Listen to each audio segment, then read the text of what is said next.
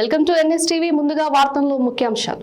గుంటూరు నగరానికి చెందిన ఆదిత్య హాస్పిటల్ వైద్య బృందం రోడ్డు ప్రమాదంలో చేయి తెగిపడిన సంఘటనలో రోగికి తిరిగి చేతిని యథాస్థానానికి తీసుకువచ్చిన అరుదైన ఆపరేషన్ను విజయవంతంగా నిర్వహించారు.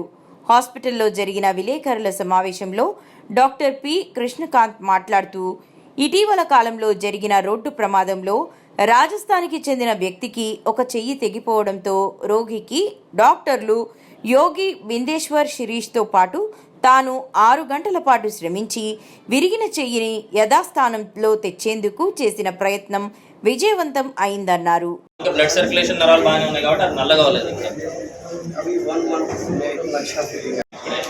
అయితే సార్ చెప్పినట్టు మన దగ్గరికి ఆల్మోస్ట్ 4 అవర్స్ 4 గంటల్లో వచ్చారు. వాళ్ళు వచ్చినప్పుడు విత్ స్పాన్ ఆఫ్, అంటే మన హాస్పిటల్లో ఫైనాన్సెస్ కానీ అవేం మాట్లాడకుండా సార్ కానీ నేను కానీ అందరం కానీ ఏంటంటే విత్ స్పాన్ ఆఫ్ 15 మినిట్స్ 15 నిమిషాల్లో మేము సర్జరీకి వెళ్ళిపోయాం. ఎందుకంటే పేషెంట్కి అన్నిటికంటే ఇంపార్టెంట్ సార్ చెప్పినట్టు ఇందాక మనకి లింబ్ సేవ్ చేయగలిగితే, అంటే చెయ్యి మనం సేవ్ చేయగలిగితే అంతకంటే ఆ వ్యక్తికి దానికంటే ఎక్కువ ఏమి ఉండదు.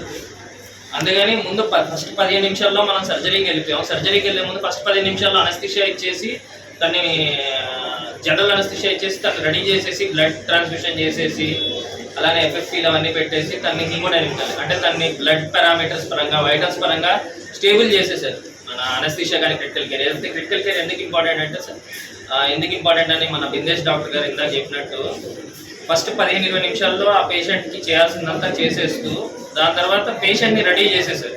ఎవరు సర్జన్స్ మన బందేశ్వర్ వచ్చి చేసేటప్పుడు కానీ నెక్స్ట్ వెయిన్స్ కొన్ని అతికి ఇయటానికి కొద్దిగా సెకండ్ సర్జన్గా మన యోగి సార్ చేసిన దానికైనా సరే ఇది ఇంపార్టెంట్.